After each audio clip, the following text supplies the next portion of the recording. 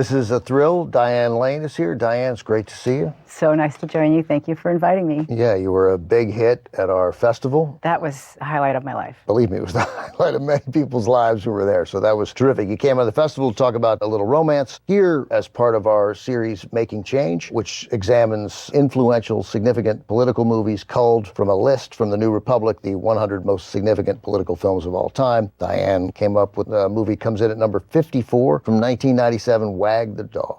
What drew you to Wag the Dog? Well, the title's pretty great. It's a good title. It tells you nothing about the movie, but it's totally intriguing. Yeah, it's this political spin. I mean, that's what people had become very aware of. And the first time I saw it, I was kind of disheartened and taken aback, and I thought, this is too honest for me. I don't know if I can handle this much on-the-nose sense of observation about the marionetting of our system. Right. And look at the shiny object, look at the shiny object. Right, I mean, real aggressive manipulation. Yes, right. yes. And effective. And honest about it. And being honest about it, right. So this is 1997, and interesting, it comes a couple of years before the Bill Clinton scandal. That's right? True. But it set the table to be even just a notch more cynical about things. So let's give them a little bit of a setup for the movie. It happens right at the beginning where the President of the United States is accused of being sexually inappropriate with a teenager. And immediately they bring in this outsider, Robert De Niro, to distract the public for 11 days, because the election is in 11 days. He's ahead, the president is, and really, as you said, it's all the shiny object over here. Give them something else so that they don't pay attention to this thing that will hurt you. We can't afford a war. We're not going to have a war. We're going to have the appearance of a war. We cannot afford the appearance of a war. What'll it cost? I saw it also in 97, and we're basically the same age. I didn't like it. And I'm a political junkie, grew up in a political family. It's my dad's life, and I grew up in D.C. Mm-hmm. And I thought it was too much.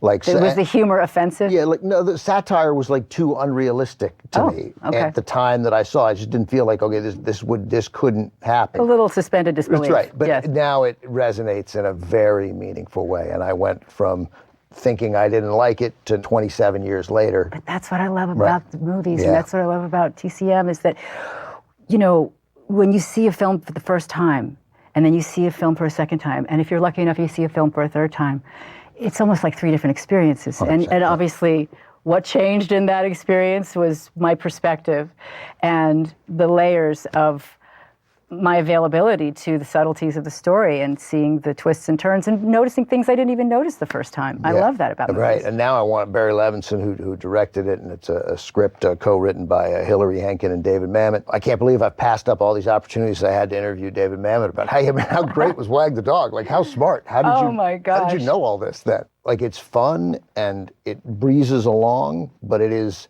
in many ways a incredibly cynical and depressing movie. Is that fair? Anne Heche has a 3-year-old that she's supposedly raising somewhere while she's trapped in a room with these competing egos of 60-year-old men. It's fantastic. Well, we mentioned one of those competing egos, but now we got to mention the other one, because it's Robert De Niro and Dustin Hoffman. And Hoffman plays a Hollywood producer who they bring in to produce this fake story that they're going to distract us with. He's drawing on some experience there, don't you think? He's been on the other end of a few moguls, totally. And he's like a flamethrower of ego. It's fantastic. He's having a good time. Hell, I just do it for the fun of it. For a story to tell. Oh, no, you couldn't tell anybody. Oh, hey, listen, I'm just kidding. Political films have always been a little challenging in Hollywood to some. There have been some great ones, but very few of them have made a ton of money, right? This is, Wag the Dog certainly didn't, even though it had these See, I always think that the ones I loved won. My heart wants to believe that the films that I appreciated did really well. Are there some political films particularly that you appreciated? Were there any that... Well, I wanted to make this list be 101 because I wanted to include The Contender. Oh, Rod Lurie's film. Yes. The final frame of the film is For Our Daughters. Both films, Wag the Dog, which we're speaking about today, and The Contender, of course, capitalize on the inflammatory potential of sexual scandal. Yeah. And the distraction tactic. We have certainly experienced it. Every generation does. It's just steroidal now with media being a different playing field than it was in 1997 for Wag the Dog. Yeah, I mean, I think it's both easier, first of all, the, conspiracy theorists, many of them completely off their rocker have, cited false flags at every possible opportunity. Sure. Because we've engaged in that sometimes, right? We planted that as a country. We planted that seed. Well, Ben, a broken clock is right twice a day, unless it's a military clock. That's right. I've noticed. It's only right once. All right, let's take a look at Wag the Dog. We'll come back, talk more afterwards. Here it is, directed by Barry Levinson from 1997. Robert De Niro, Dustin Hoffman, Anne Heche. Wag the Dog. I'm back with Diane Lane. Diane's great to see you. Nice to be back. Thanks Thanks for coming in and helping us out. Diane here is part of our series, Making Change, the 100 most significant political movies of all time. She's picked film number 54. We just saw Wag the Dog. So before the film, you talked about the effectiveness that Dustin Hoffman had in playing a Hollywood producer, and he must have seen so many characters like this. And that at the end, he says, I don't want money. At one point he says, I don't want an ambassadorship. I don't even like going to Brentwood, which is a great David Mamet line, yeah. But what he can't say no to is he has to take credit. That's right. Like it worked. This nonsense plan of theirs. He keeps ratcheting it up throughout the whole thing. Right. And nobody believes it that he can. Addicted to that. Right. And then De Niro, who's I think developed a friendship with him even, then gives that little nod, which is like, now we have to kill this guy. You can never talk about this, right? He who must be silenced. Yeah, well, he had to be silenced. He was convenient and then very inconvenient. That's right. And then we're done with you. Thank you for your service. And then there's just another story told, right? That he had a massive heart attack at his pool. We hear the newscaster say when we know that's not. When he disappeared in the car, I was like, oh. They're not just taking him somewhere to make the point. They're gonna. I was in denial. Yeah, this is. When I didn't realize he had to pay with his life, but there you go. A really nice performance too from Anne Heche. And the foreshadowing of Woody Harrelson's illustrious career. The supporting cast is really good here. John Michael Higgins is the press secretary. That guy is really good because he doesn't even quite know what's going on. Everything he says is like he just found out, but right? This is the art of the cutaway. I always say, you got to give great cutaway. That's how you stay working. So how do you? Because you got to give so that they can edit the greatest moments of the big names. Right, and that's a value that John Michael Higgins brings to the table. Guys like that. No, I like that. That's good. Well, you were commenting on the way he totally. I gave much more than was necessarily scripted. Yeah, sometimes, and I won't name names. Like Mamet.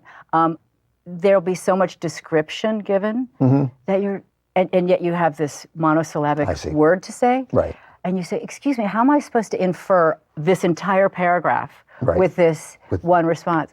So that's a big burden to carry, and I appreciate you acknowledging him for that. Andrea Martin, too, is always very funny. And then Craig T. Nelson, really wonderful actor playing the unwitting victim of all this, because he's the guy who should have won the presidency. Seeing this movie now, Diane, in 2024, also gave us a nice glimpse into political advertising in the 90s, which was still closer to political advertising in the 50s than we are to what was in the 90s, because that ad that kept running again and again, that same ad. Don't change horses in midstream. This is preposterously old-fashioned, and the contempt that De Niro the lack of creativity. Right, that's what's insulting to them. They don't care about the line. Motivated. Right, they don't care about pulling a fast one over the American people. None of that matters. You have to come off clever. Right. Or what's the fun? And I guess that's what we're seeing. We're seeing what I'm doing, what audiences have done forever, which is inferring enjoyment that the characters of the actors because the characters are having fun, and I'm having fun watching it. Of course, maybe Hoffman and De Niro hated each other, but I doubt it. Didn't smell that way to me. It did not. It was a good match in terms of the distinctness of their characters and the way they were having a one-upmanship with each other. It must have been fun. Sort of like a Russian doll of truth going on there. Before we go, do you maintain a soft spot for political movies? Is that something you keep your eye open for if there's an intriguing role that comes along that you might be into? I think that the theater of life and the distraction tactics around voting years is an important thing to acknowledge, stay awake and aware for, stay caffeinated during voting years, and stay talking with people and stay aware of history, lest we repeat it. I mean, that's one of the gifts that this whole art form gives us, is that we are reflecting on how we got here. Diane Lane, thank you. Thanks for coming to the festival in the spring, and thanks for coming back here, and I hope there'll be much more. Thank you, Ben. Diane's work is done for the night, but the political movies continue on TCM. Up next, from 1971, CNN's Abby Phillip will help me introduce The Murder of Fred Hampton from 1971. That's coming up on TCM. Next on TCM, The Murder of Fred Hampton, then JFK, and later Z. He lives on TCM tonight.